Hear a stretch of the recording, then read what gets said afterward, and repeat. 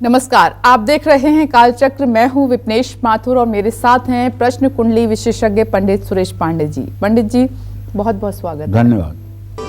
चमत्कार कर देगी चालीसा, चिंताएं दूर कर देगी चालीसा, किस्मत चमका देगी चालीसा। किसको, कब और कैसे पढ़नी चाहिए चालीसा, जानने के लिए देखिए कालचक्र। जी हाँ, हम में से बहुत से लोग अलग अलग चालीसा पढ़ते होंगे, लेकिन क्या आपको ये पता है कि अलग अलग चालीसा पढ़ने के अलग अलग लाभ होते हैं? साथ ही किसको, कब और कैसे करना चाहिए चालीसा का पाठ, इसी से जुड़ी खास जानकारी देंगे आपको आज पंडित सुरेश पांडे जी कालचक्र में। तो आप बने रहें हमारे साथ। आइए अपनी चर्चा की अब शुरुआत करते हैं। मंत्र प्रभावशाली हैं, ये तो हम सभी को पता है, लेकिन क्या चालीसा भी प्रभावशाली होती है? चालीसा क्यों लिखी गई है और इसको पढ़ने से क्या प्रभाव पड़ता है? अब पंडित जी से सबसे पहले आपके लिए यही जानते हैं। पंडित जी, चालीसा के बारे में मुझे लगता है कि अगर मैं ये कहूँ कि सबको बहुत कुछ पता है तो मुझे लगता नहीं है। मैं चाहती हूँ कि आज इसके महत्व और चालीसा पढ़ने का क्या प्रभाव पड़ता है, आप ये सब बताएं आज। देखो विपनेश, ऐसा है कि भगवान मनुष्य के शरीर के प्राप्ति का जो उद्देश्य है वो यहाँ आकर मनुष्य भले भूल गया है, लेकिन सचमुच में मनुष्य देह की प्राप्ति का उद्देश्य है ईश्वर को प्राप्त करना और आवागमन के चक्कर से मुक्त होना। मनुष्य कोई पशु पक्षी नहीं है कि जो उसके प्रारब्ध में लिखा है वैसा ही होगा। मनुष्य के अंदर विवेक है और विवेक के द्वारा वो सतपथ पे चल करके, सही रास्ते पर चल करके भगवान के नजदीक हो सकता है और अपने जीवन को धन्य कर सकता है। 83,99,999 योनियों को पार करने के बाद तब शरीर प्राप्त होती है मानव की। नर तन सम नहि कवनौ देहि, जाचत जीव चराचर तेहि। इस चराचर जगत में मनुष्य योनि से बढ़कर के श्रेष्ठ कोई योनि नहीं है। और ये शरीर इसलिए नहीं प्राप्त होता है कि केवल खा करके मल मूत्र का त्याग करके और मर जाइए, इसलिए शरीर नहीं प्राप्त होता है। केवल पैसा कमा करके, ईंट पत्थर जोड़ करके, लोहा लक्कड़ जोड़ करके मर जाइए, इसलिए शरीर नहीं प्राप्त होता है। शरीर इसलिए प्राप्त होता है कि आप पुनरपि जननम पुनरपि मरणम पुनरपि जननी जठरे शयनम, बार बार ये मलमूत्र से सने हुए गर्भाशय से आकर के आना जाना, ये जो क्रम है, जो सिलसिला है, ये बंद हो जाए, उसके लिए उपाय किया जाता है। तो हमारे यहाँ सनातन धर्म में 4 मार्ग बताए गए हैं: ज्ञान योग, भक्ति योग, कर्म योग और कर्म त्याग योग। ज्ञान योग उसको कहते हैं जो मनुष्य ये सोचता है अहम ब्रह्मास्मि, ईश्वर मेरे अंदर ही है, मैं ही ईश्वर हूँ, मैं ही ईश्वर का स्वरूप हूँ और सारा संसार ईश्वर का स्वरूप है, ऐसा जो मान लेते हैं वो ज्ञान योगी है। बड़ा कठिन है ये ज्ञान योग पे चलना। सबसे सरल है भक्ति योग। भक्ति योग क्या है? सिय राम मैं सब जग जानी, करहूँ प्रणाम जोरी युग पानी। पूरा संसार सिया राममय है, सबको प्रणाम कर रहा हूँ हाथ जोड़ करके। लेकिन भक्ति कहते हैं पंडित जी कि बहुत आसान भी नहीं है जितना। भक्ति बहुत आसान है बेटा, भक्ति आसान है, ज्ञान आसान नहीं है। ज्ञान मार्ग आसान नहीं है, भक्ति मार्ग तो बहुत आसान है। अब देखो ना, सेवरी ने जूठे बैर खिला दिया भक्ति भाव में, प्रभु ने खा लिया। विदुरानी ने केले के छिलके खिला दिया, उन्होंने खा लिया। भक्ति मार्ग बहुत आसान है। भक्ति मार्ग में तो आपको एक मंत्र न आती हो, एक आपको जप न आता हो, केवल उनके लिए आपके मन में व्याकुलता और बेचैनी हो, बस इतना ही काफी है। ज्ञानियों के लिए तो दुर्गम्य है। अरे बाप रे, देवी भागवत में मैंने पढ़ा है, लिखा है कि 4 वेद, 6 शास्त्र, 18 महापुराण ईश्वर की प्राप्ति नहीं करा सकते हैं। ये केवल चित्त की वृत्तियों का निरोध करते हैं। चित्त की वृत्तियां शांत होती हैं जो ईश्वर की साधना में सहायक होती हैं। जी। ना 4 वेद पढ़ के आप भगवान को जान सकते हैं, न 6 शास्त्र आप पढ़कर भगवान को जान सकते हैं, न 18 महापुराणों को पढ़ करके आप भगवान को जान सकते हैं। अगर आप भगवान को जान सकते हैं तो जानई जो सो ही दे ही जनाई, जानत तुम ही हो ही जाई। जिसको वो अपने को जनाना चाहते हैं ना, उसे जना देते हैं। ज्ञान से वो ज्ञान गम्य नहीं है, ज्ञान गम्य नहीं है। वेदांत कहता है अथातो ब्रह्म जिज्ञासा जन्माद्यस्य शास्त्र योनित्वात् तत्व समन्वयात्। मतलब वेदांत चाहे जितनी गर्जना कर ले, लेकिन जान सोई जे ही दे ही जनाई, और जानत तुम्हें हो जाई। बिना उनके कृपा के आप उनको नहीं जान पाएंगे जी। पढ़िए, चाहे जितना ज्ञान कर लीजिए, ज्ञान आप कर सकते हैं, प्रवचन कर सकते हैं, भाषण कर सकते हैं, दूसरों को प्रभावित कर सकते हैं, लेकिन उनका दर्शन, उनकी झलक, उनका स्फुरण, ये उन्हीं की कृपा से संभव है जी। तो कहने का आशय ये है कि जैसे भक्ति योग हो गया, इसके बाद कर्म योग। कर्म योग का मतलब, अब ये भगवान कृष्ण अर्जुन से कहते हैं मार मार अर्जुन इन पापियों को मार, काट ले इनका सिर। भाई हिंसा को तो हमारे यहाँ बहुत बुरी बात कही गई है, तो फिर मारने को धर्म कैसे कहा गया? लेकिन वहां वही धर्म था, पापियों का नाश करना धर्म था। भगवान ने इसके लिए आज्ञा की, अर्जुन उठ, अपनी दुर्बलता को त्याग, सोच को त्याग और मार। ये सब मरे हुए हैं, तू मार, निमित्त बन, मार, ये मारने के योग्य हैं। अर्जुन कहते हैं अरे मैं भीख मांग के खा लूंगा, लेकिन इन रिश्तेदारों को नहीं मारूंगा, इनके रक्त से रंजित भूमि पर मैं राज्य नहीं करूंगा। भगवान कहते हैं अपनी दौर्बल्यता को खत्म कर, अपनी इस नपुंसकता को समाप्त कर, उठ खड़ा हो और युद्ध कर। कई बार ये जो कहावत है कि जब कोई प्यार से नहीं मानता तो उसी की भाषा में फिर उसको समझाना पड़ता है। हाँ, तो यही धर्म है। धर्म का बड़ा व्यापक स्वरूप है, धर्म का बड़ा व्यापक स्वरूप है। एक आदमी को अगर आपके गाड़ी से एक्सीडेंट हो गया, मर गया, तो आपको जिंदगी भर ये लगेगा कि मैंने पाप किया है। लेकिन एक जज जो है 5 लोगों को एक साथ फांसी देता है, तो उसको 5 लोगों को फांसी देने की हत्या का दोष नहीं लगता है। उद्देश्य, धर्म की परिभाषा उद्देश्य पर आधारित करती है। उद्देश्य क्या है? हमारा सैनिक सीमा पर खड़ा है, कश्मीर बॉर्डर पर खड़ा है, पाकिस्तान बॉर्डर पर खड़ा है, और उधर से उग्रवादी घुस रहे हैं, उसने फटाफट 20 लोगों को शूट कर दिया, तो क्या उसे 20 लोगों के हत्या का दोष लग जाएगा? नहीं लगेगा। उद्देश्य उसका अपने देश की रक्षा करना है। अगर हमारा उद्देश्य पवित्र है, बिल्कुल, तो फिर मतलब कि धर्म कहीं बाधक नहीं है जी। उद्देश्य के अनुसार धर्म की बात होती है। तो सबसे सरल ईश्वर को प्रसन्न करने का जो तरीका है वो है चालीसा का पाठ। चालीसा यानी 40 पदों का समूह। चालीसा में 40 छंद होते हैं, 40 चौपाइयाँ होती हैं। बेहद आसान तरीके से भगवान की पूजा करने की विधि ही चालीसा है। चालीसा का पाठ करने से जीवन में सकारात्मक प्रभाव पड़ता है। जिन लोगों को मंत्रों का ज्ञान नहीं है, जो लोग संस्कृत के विज्ञ नहीं हैं, जो लोग शास्त्रों का अध्ययन नहीं किए हैं, जिन लोगों का स्वाध्याय नहीं है, वो लोग भी अपने जीवन को सफल बनाने के लिए चालीसा का पाठ कर सकते हैं। जो लोग शुद्ध मंत्रों का उच्चारण नहीं कर सकते हैं, मंत्र के पढ़ने में अशुद्धि हो सकती है, ऐसे लोगों को अपनी पूजा को सफल बनाने के लिए चालीसा का पाठ जरूर करना चाहिए। और चालीसा पढ़ने का सकारात्मक प्रभाव मन और मस्तिष्क पर बहुत जल्दी पड़ता है। चालीसा पढ़ने के कई लाभ हैं जो मैं आज आपको बताने वाला हूं। और आज एक ऐसी बात बताऊंगा जिसको सुन करके आप दंग रह जाएंगे। वो क्या बताऊंगा आप जानते हैं? आपने सभी चालीसा पढ़ी होगी, हनुमान चालीसा, दुर्गा चालीसा, विंध्येश्वरी चालीसा, भैरव चालीसा, काली चालीसा, शिव चालीसा, राम चालीसा, सरस्वती चालीसा, कृष्ण चालीसा, सब चालीसा पढ़ी होगी। लेकिन किसी चालीसा में आपने ये नहीं पढ़ा होगा कि चालीसा का पाठ करने से ईश्वर दर्शन देते हैं। ये आपने कहीं नहीं पढ़ा होगा ना।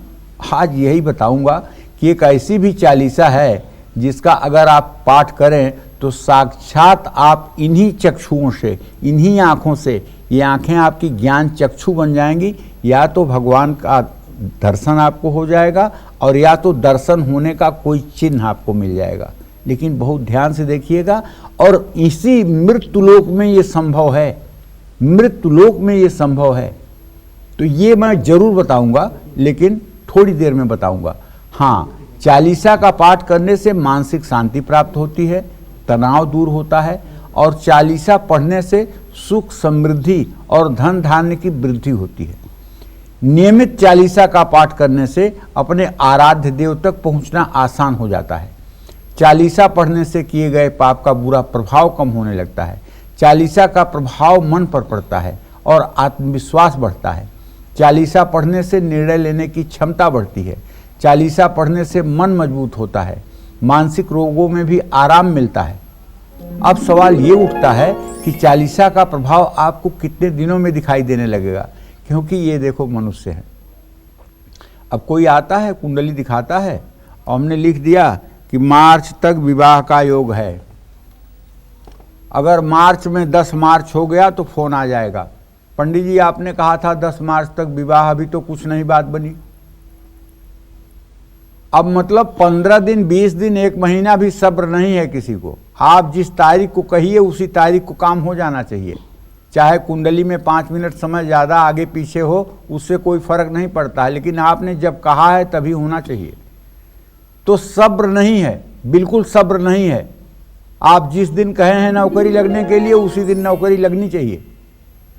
तो जितना आप मन में समर्पित होकर के अपने लक्ष्य को साध कर, अपने लक्ष्य को अपने मन में धारण करके चालीसा का पाठ करेंगे, उतना जल्दी उसका प्रभाव आपको दिखने लगेगा।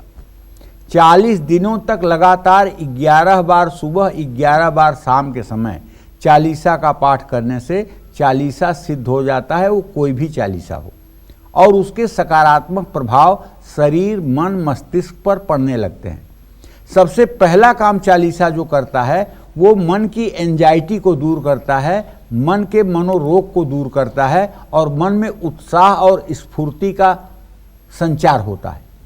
जिस देवी देवता की चालीसा पढ़ रहे हैं उनकी कृपा मिलनी शुरू हो जाती है, इसमें कोई संशय नहीं है। अगर संशय है तो इसको आजमा के देख लीजिए। जय मां विंध्यवासिनी। अब चर्चा को और आगे बढ़ाते हुए बात करते हैं कि शनि देव की टेढ़ी नजर से बचने के लिए आपको कौन सी चालीसा का पाठ करना चाहिए, जानते हैं। शनि जी को प्रसन्न रखना बहुत जरूरी है। पंडित जी, आपने कई बार बताया है कि सब रूठ जाएं, बट उनका रूठना बिल्कुल बर्दाश्त नहीं होगा। तो कौन सी चालीसा पढ़ सकते हैं उनको मनाने के लिए, या कभी ना रूठे वो? इसलिए कि ज्योतिष शास्त्र में सब ग्रहों के लिए तो कुछ चीजें लिखी गई हैं। जैसे बृहत्पाराशर होरा शास्त्र में लिखा गया है, शुक्रो शुक्रस्य तथा नेत्रम चंद्रमा मनसस्तथा आत्मा वै दिन कृते यत्र बुधो बालत्व धीमतः। कहने का मतलब ये है कि सूर्य जो है आत्मा का कारक ग्रह है, शुक्र नेत्रों का कारक बनता है, बुध बुद्धि का कारक बनता है, बृहस्पति जीवन और सुख का कारक बनता है, शुक्र जो है वो विलासिता का कारक बनता है। लेकिन शनि दुख प्रद गेयो राहुर ऐश्वर्यदायक, शनि दुखदाता है और राहु ऐश्वर्य का देने वाला है। तो शनि दुखदाता है, दुखदाता के ही रूप में इसका अध्ययन होता है। शनि एक दुखदाता ग्रह है, ये राज्य कम देता है, दुख ज़्यादा देता है, इसलिए इसके नाम पर तो बड़े बड़े की कलई खुल जाती है। नौलखा हार खुटियाली ले से राजा नल पड़े गलानी में, राजा विक्रमा पे विपत पड़ी भूंजी मछली गई पानी में। जब शनि की दशा आई थी तो नौलखा हार खूंटी ने निगल लिया, राजा नल गलानी में पड़ गए, और राजा विक्रमादित्य जंगल में जब फंसे और भूख के मारे तड़पने लगे तो उन्होंने पत्थर से पत्थर मार करके आग जला करके और एक मछली तालाब से निकाल करके भुना, और उसी मछली को खाना चाहा, लेकिन वो राजा थे, सोचे धो करके खाऊं, और जब धोने के लिए उसको पानी में डाले तो वो फिर भुनी हुई मछली तैर करके फिर पानी में चली गई। तो ये है शनि देव, इसलिए इनके सामने सभी को नतमस्तक होना पड़ता है। और जो लोग इनके नाम की ज़्यादा दुकानदारी करते हैं ना, शनि की ज़्यादा ब्रांडिंग करके दुकानदारी करते हैं, वो लोग ऐसा भुगतते हैं कि उनकी 7 पीढ़ियां याद रखती हैं।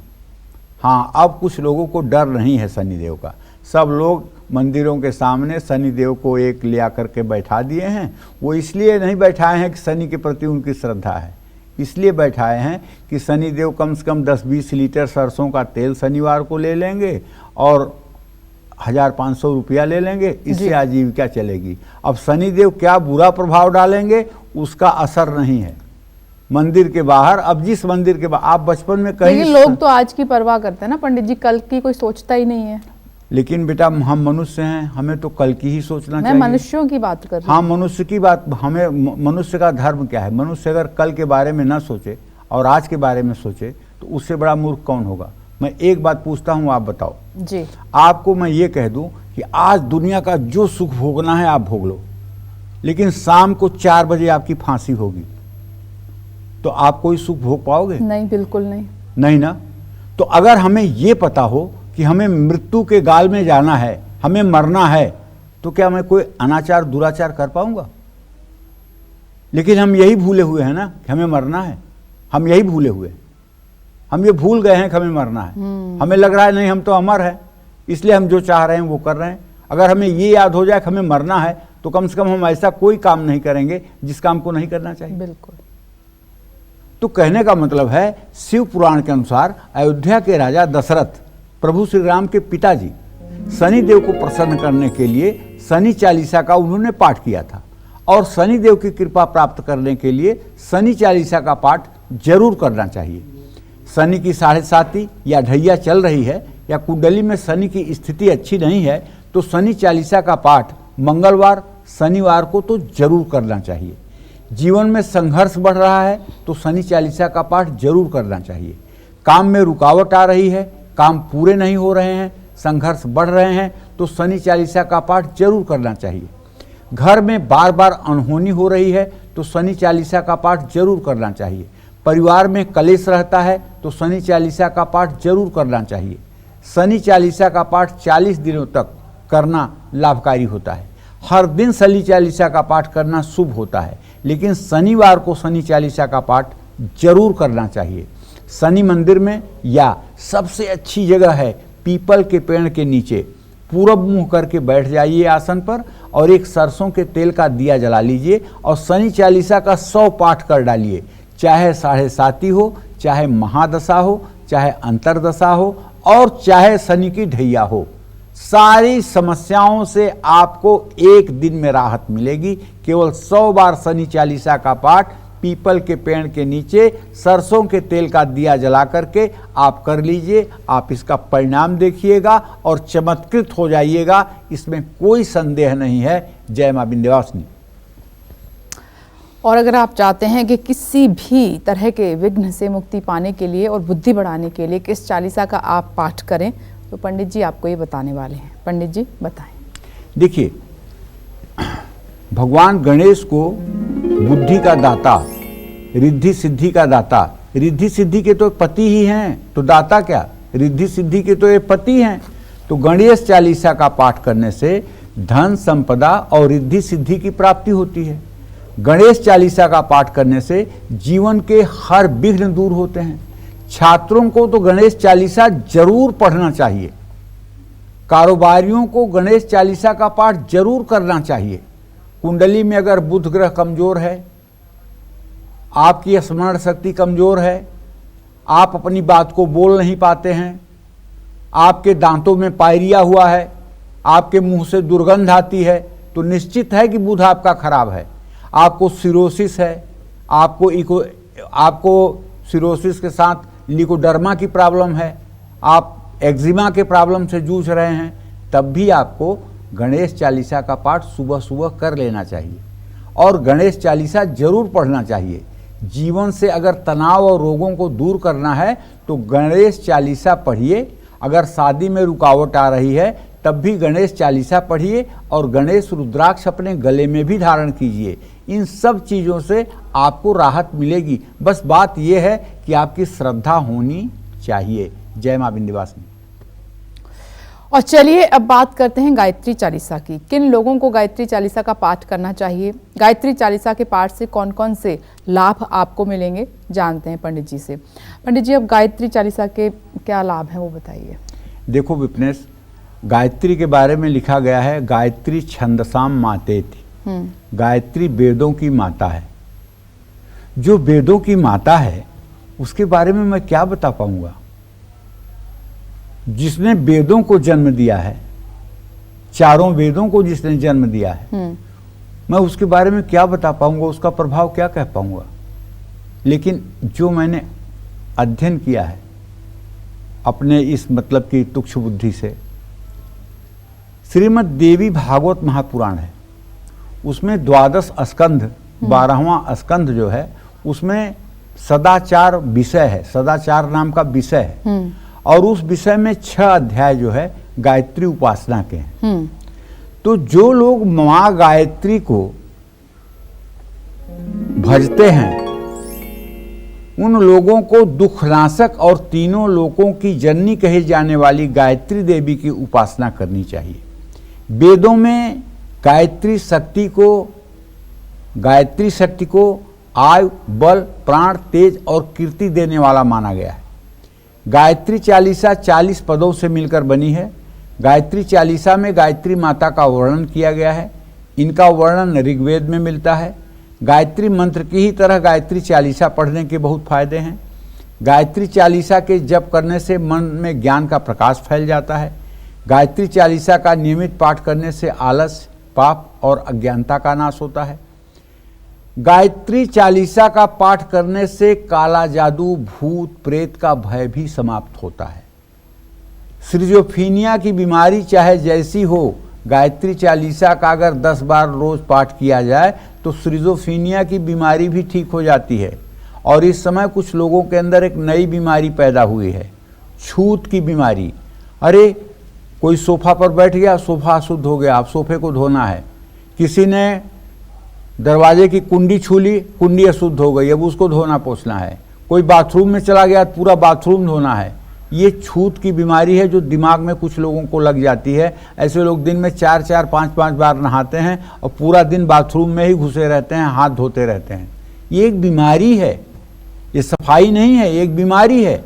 ऐसे लोगों को चाहिए कि घी का दिया जला करके गायत्री चालीसा का सुबह शाम 10-10 पाठ करें।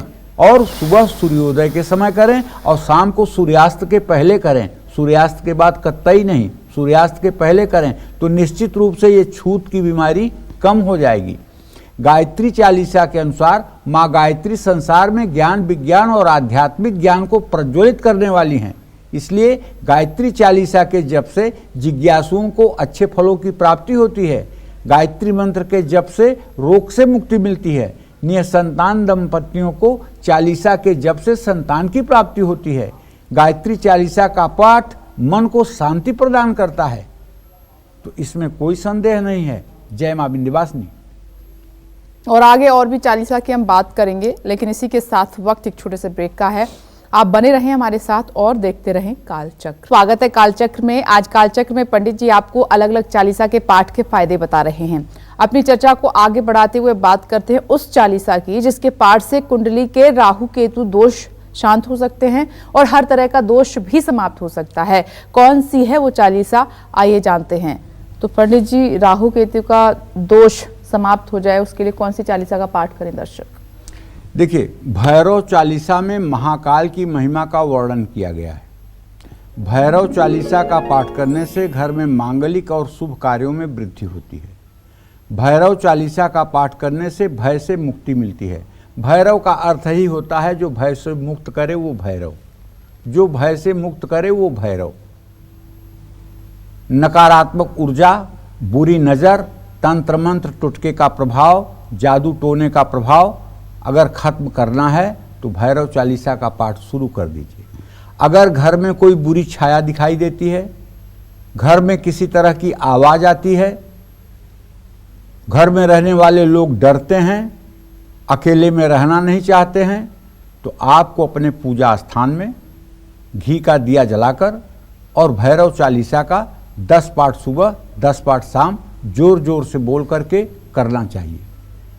और आपको ध्यान क्या करना चाहिए कि एक 12 वर्ष का सुंदर गौर वर्ण का बालक है जिसने बाघंबर पहन रखा है, जिसके गले में नाग है और जिसके हाथ में सोने का, दाहिने हाथ में त्रिशूल है और दाहिनी तरफ सफ़ेद रंग का कुत्ता है, बाईं तरफ काले रंग का कुत्ता है और बड़ा तेजोमय खड़ाऊं पहने हुए, त्रिपुंड लगाए हुए, वो बटुक भैरव हैं। बस उनका ध्यान करके और आप चालीसा पढ़ लीजिए। ये ध्यान जिस समय आपके मन में आएगा, और अगर आप मतलब कि बहुत ज़्यादा मानसिक रूप से उथल पुथल में हैं, तो आप उनसे प्रार्थना करिए कि महाराज आप मुझे ठीक करिए। तो आप देखिए 1 मिनट के अंदर आपके अंदर जैसे बिजली का करंट लगता है, वैसे आपके शरीर में पूरे सनसनी फैल जाएगी और आपके शरीर के सारे कष्टों का निराकरण विदिन ए सेकेंड हो जाएगा। यात्रा से होने वाले हर कष्ट को कम करते हैं भैरव।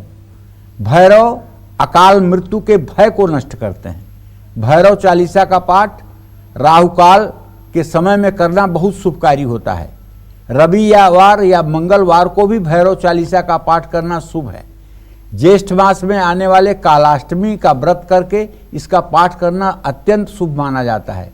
मौत के मुंह में जाते व्यक्ति की रक्षक बन सकती है भैरव चालीसा। कुंडली के राहु केतु के दोष को शांत करने के लिए भैरव चालीसा मुश्किल से मुश्किल मनोकामनाओं को पूर्ण करती है। भैरव चालीसा मुकदमा या जमीन विवाद में लाभपूर्ण है। भैरव चालीसा, भैरव चालीसा का पाठ और भैरव का ध्यान। भैरव का ध्यान कैसे करेंगे? 12 वर्ष का गौर वर्ण का बालक, तेजोमय शरीर, बाघंबर धारण किए हुए, गले में सर्प की माला और दाहिने हाथ में चमचमाता हुआ सोने का त्रिशूल और दाहिनी तरफ सफ़ेद कुत्ता, बाईं तरफ काला कुत्ता और खड़ाऊं पर खड़ा हुआ प्रसन्न मुद्रा में बालक आपको अभयदान कर रहा है। ये भाव आपके मन में आना चाहिए। जय मां विंध्यवासिनी। और किस चालीसा के पाठ से आपकी सभी मनोकामनाएं पूरी हो सकती हैं, आप पंडित जी से जानते हैं। पंडित जी बताएं। देखिए, अब श्री काली चालीसा की बात करूंगा। माँ काली की स्तुति में लिखी काव्य रचना है। इसमें माँ काली के शौर्य, पराक्रम एवं उनकी महानता का वर्णन किया गया है। काली चालीसा शत्रुओं का संहार करती है और भय से मुक्ति दिलाती है। जो लोग लंबे समय से बीमार हैं उनको काली चालीसा का पाठ करना चाहिए। जिन लोगों पर नकारात्मक ऊर्जा का प्रभाव है वो काली चालीसा पढ़ें। सांसारिक बंधन से मुक्ति पाने के लिए काली चालीसा जरूर पढ़ें। शनिवार के दिन काली चालीसा पढ़ने से बहुत लाभ मिलता है। 41 दिनों तक काली चालीसा पढ़ने से सभी मनोकामनाएं पूर्ण हो जाती हैं। जय मां विंध्यवासिनी।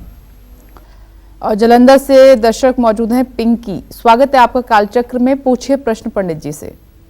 हाँ जी, नमस्कार पंडित जी। हाँ, खुश रहो पिंकी।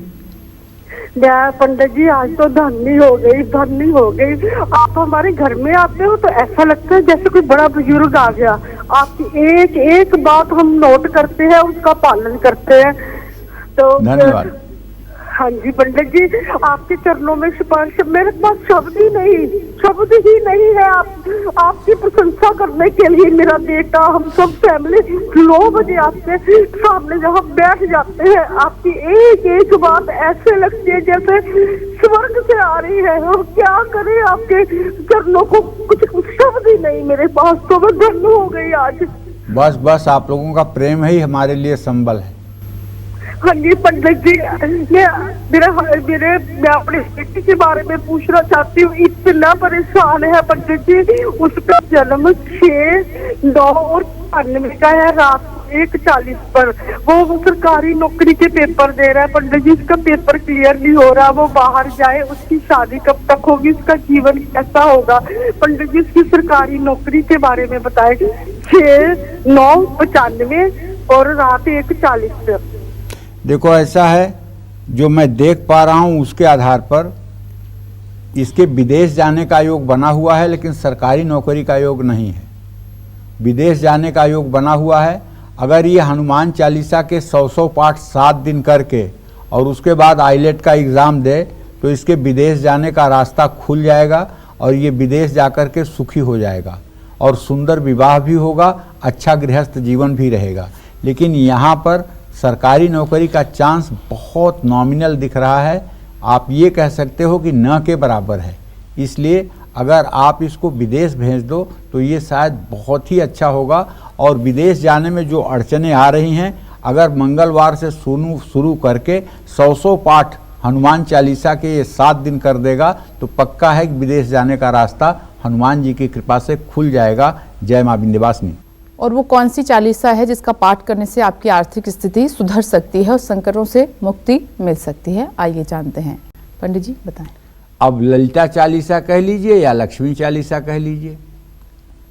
अगर आप ललिता सहस्रनामावली का पाठ नहीं कर सकते हैं तो आप ललिता चालीसा का पाठ करिए। प्रातः स्मरामि ललिता बदना रविंदम बिंबानुकारी। तो कहने का मतलब ललिता चालीसा का पाठ करने से अहंकार, लोभ और मोह तीनों चीज़ों में कमी आती है। ललिता चालीसा का पाठ करने से व्यक्ति पर आया भारी संकट भी टल जाता है। ललिता कौन है? राधा रानी की सखी हैं। ललिता जो है ये राधा रानी की सखी हैं, सबसे प्रिय सखी हैं। और राधा रानी कौन है? त्रैलोक्य की अधीश्वरी हैं, जो कृष्ण को भी मार्गदर्शन देती हैं, जो कृष्ण को भी रास्ता बताती हैं, वो हैं राधा रानी। और उन्हीं की सहचरी हैं ये ललिता। इनके चालीसा का पाठ करने से योग सिद्धि हो जाती है। ललिता चालीसा का पाठ करने से आर्थिक स्थिति सुधरती है। ललिता चालीसा का पाठ करने से सद्बुद्धि प्राप्त होती है। ललिता चालीसा का पाठ करने से सौभाग्य बढ़ता है, संतान सुख की प्राप्ति होती है। हर रोज ललिता चालीसा का 21 बार पाठ करने से सब प्रकार की मनोकामना पूरी होती है। जय मां विंध्यवासिनी। और अगर आप चाहते हैं कि पैसों का लाभ आपको मिले तो कौन सी चालीसा का पाठ आप कर सकते हैं, सारे कर्ज से मुक्ति आपको मिल जाए? जानते हैं। पंडित जी बताएं। लक्ष्मी चालीसा माँ लक्ष्मी को समर्पित है। लक्ष्मी चालीसा का पाठ करने से कर्ज से मुक्ति मिलती है, धन बढ़ता है, बचत होती है, पैसों की तंगी नहीं होती है। लक्ष्मी चालीसा का पाठ करने से नाम और यश की प्राप्ति होती है। लक्ष्मी चालीसा का पाठ करने से माँ लक्ष्मी को खीर का भोग लगाने से दीपावली या शुक्रवार के दिन लक्ष्मी चालीसा का पाठ जरूर करना चाहिए। और इसी क्रम में बता दे रहा हूँ कि अगर आप संतान भाव से दुखी हैं, आपका संतान नालायक हो गया है या आपको संतान नहीं हो रही है या गर्भ खराब हो रहा है, तो आप आंख बंद करके विंध्येश्वरी चालीसा का पाठ करिए। ये विंध्येश्वरी चालीसा माँ विंध्यवासिनी की चालीसा है। भगवान कृष्ण के बदले में कंस के हाथ में जिस देवी को वसुदेव ने दिया था वही देवी विंध्येश्वरी हैं। और उन्होंने कंस को आकाशवाणी करके कहा था कि तुम्हें मारने वाला गोकुल में पैदा हो चुका है, मैं जा रही हूं विंध्याचल। नंद गोप गृहे जाता यशोदा गर्भ संभवा ततस्तौ नाशयिष्यामि विंध्याचल निवासिनी। वो विंध्य क्षेत्र में जाकर के विराजमान हैं और उनकी चालीसा में साफ लिखा हुआ है कि नवरात्र मह विप्र जमावै निश्चित होई प्रसन्न भवानी पुत्र देहिता कह गुड़ खानी ध्वजा नारियल आन चढ़ावे विधि समेत पूजन करवावे निश्चय होई प्रसन्न भवानी पुत्र देहिता कह गुड़ खानी। जो लोग संतान के लिए तड़प रहे हैं, तरस रहे हैं, वो लोग 5 नवरात्र विंध्याचल में रुक करके और नित्य 100 बार विंध्येश्वरी चालीसा का पाठ कर लें तो 5 नवरात्र के अंतर्गत ही उनके कुल का दीपक पैदा हो जाएगा और वो चिरंजीव, दीर्घायु और यशस्वी होगा, इसमें संदेह नहीं है। जय मां विंध्यवासिनी। और चलिए अब बात करते हैं विष्णु चालीसा की। इस चालीसा का पाठ आपको कौन से फायदे दे सकता है? पंडित जी अब आपको ही बताने वाले हैं, ध्यान से सुनिए। पंडित जी। कृष्ण कहो या विष्णु, राम कहो या श्याम, सब एक ही हैं, केवल इनके स्वरूप बदले हुए हैं। कृष्ण के अंश से ही विष्णु भगवान और राधा के ही अंश से लक्ष्मी, ऐसा हमारे शास्त्रों की मान्यता है, ऐसा हमारा देवी भागवत कहता है। आदिदेव भगवान कृष्ण है। भगवान विष्णु के मंत्रों से ज्यादा चमत्कारी और प्रभावशाली है विष्णु चालीसा का पाठ। विष्णु चालीसा का पाठ करने से सुख और भाग्य में वृद्धि होती है, क्योंकि ये जगत के पालनहार हैं। कुंडली में गुरु ग्रह शुभ नहीं है तो विष्णु चालीसा का पाठ करना चाहिए। शादी में रुकावट आ रही है तो विष्णु चालीसा का पाठ करना चाहिए। वैवाहिक जीवन में कलेश है तो विष्णु चालीसा का पाठ करना चाहिए। विष्णु चालीसा का पाठ करने से मोक्ष की प्राप्ति होती है। ये एकदम मानी हुई बात है, क्योंकि मोक्ष के दाता तो यही है ना, वैकुंठ यही दे सकते हैं ना, मोक्ष यही दे सकते हैं ना। गुरुवार के दिन, एकादशी के दिन विष्णु चालीसा का पाठ करने से लाभ मिलता है। जो लोग नियमित विष्णु चालीसा का पाठ करते हैं उनके घर में सुख शांति का वास रहता है।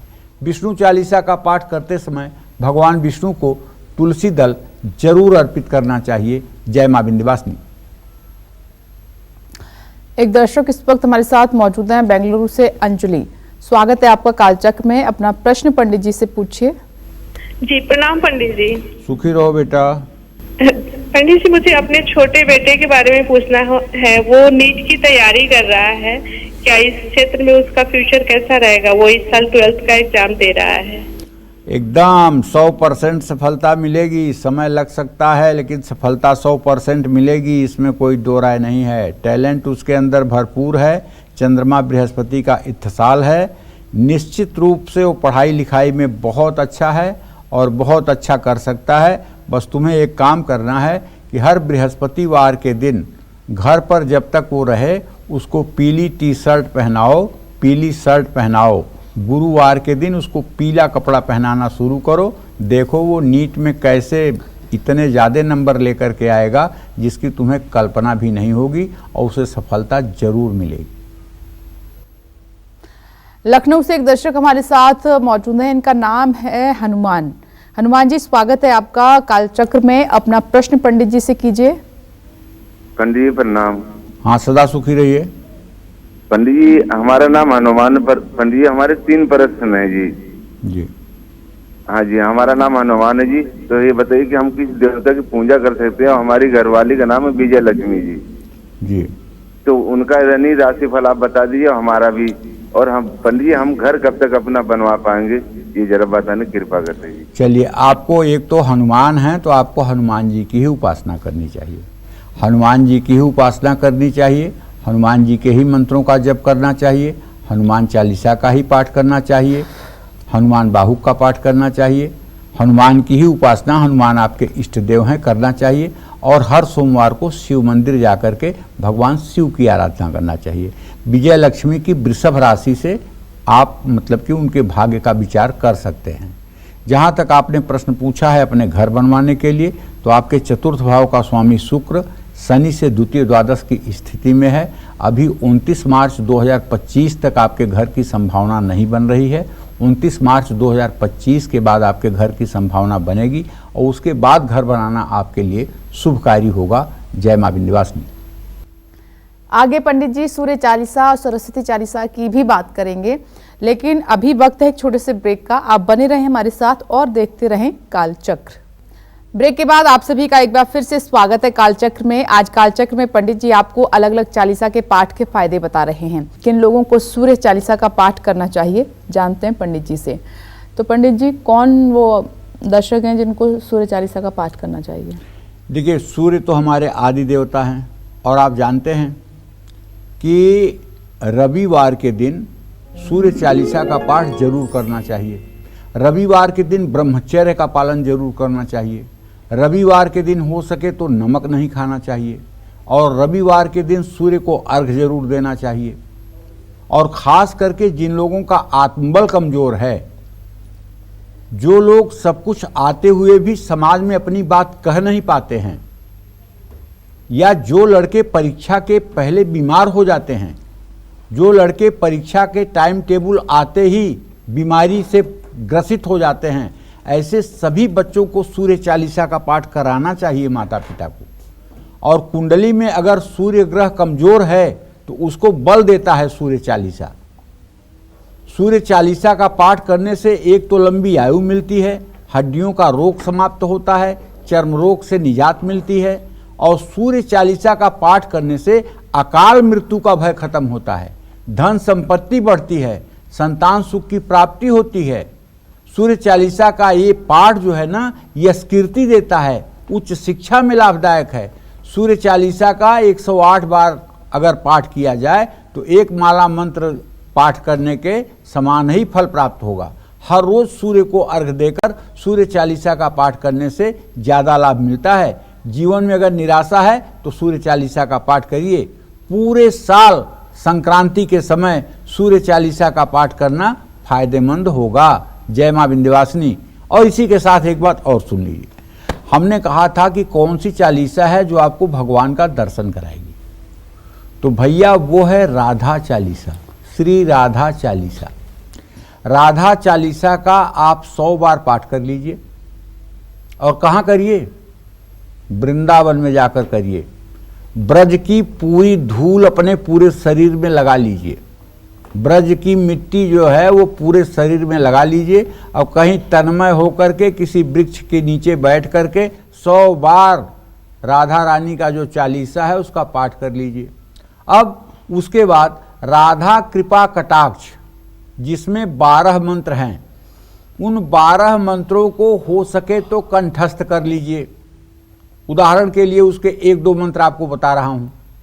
मुनीन्द्र वृंद वंदिते त्रिलोक शोक हारिणी प्रसन्न वक्त्र पंकजे निकुंज भू विलासिनी ब्रजेंद्र भानु नंदिनी ब्रजेंद्र सूनु संगते कदा करिष्यसि माम कृपा कटाक्ष भाजनम अशोक वृक्ष वल्लरी बितान मंडप स्थिते प्रवाल बाल पल्लव प्रभारुणाग्रि कोमले बराभय स्फुरत करे प्रभूत संपदालये कदा करिष्यसि माम कृपा कटाक्ष भाजनम अनंग रंग मंगल प्रसंग भंगुर भ्रुवा सविभ्रम सभ्रम दृगंत बाण पातनय निरंतरम वशीकृत प्रतीत नंद नंदन कदा करिष्यसि माम कृपा कटाक्ष भाजनम तड़ित सुवर्ण चंपक प्रदीप्त गौर विग्रहे मुख प्रभा परास्त कोटि शारदेन्दु मंडले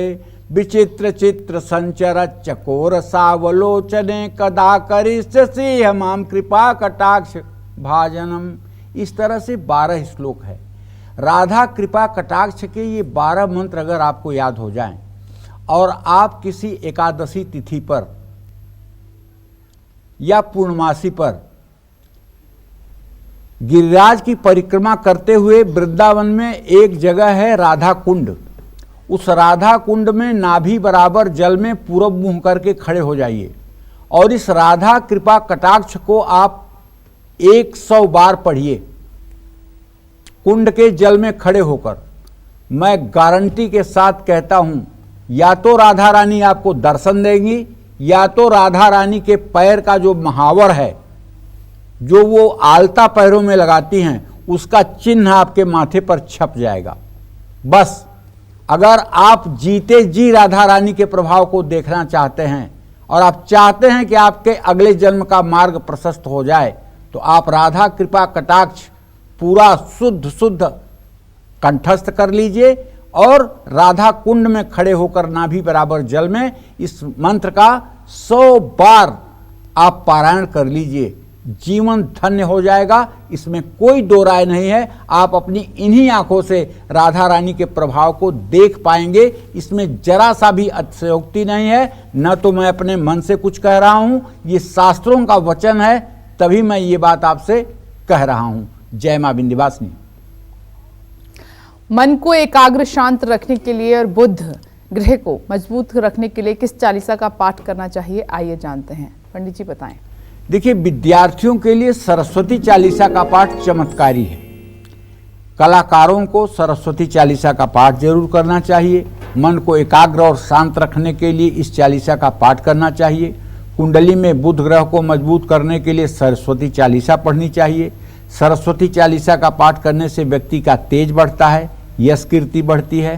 अहंकार को दूर करने के लिए सरस्वती चालीसा का पाठ करना चाहिए। और विद्यार्थी अगर सरस्वती चालीसा का पाठ करेंगे तो निश्चित रूप से उनकी प्रतिभा में 4 चांद लगेगा, इसमें कोई दो राय नहीं है। जय मां विंध्यवासिनी। कृष्ण चालीसा का पाठ करना आपके लिए कितना लाभकारी होगा, पंडित जी आपको बताएंगे, लेकिन एक छोटे से ब्रेक के बाद आप देखते रहें कालचक्र। ब्रेक के बाद स्वागत है आप सभी का कालचक्र में। चलिए बात करते हैं कृष्ण चालीसा की। कृष्ण चालीसा का पाठ करने से कौन कौन से फायदे मिल सकते हैं, आइए जानते हैं।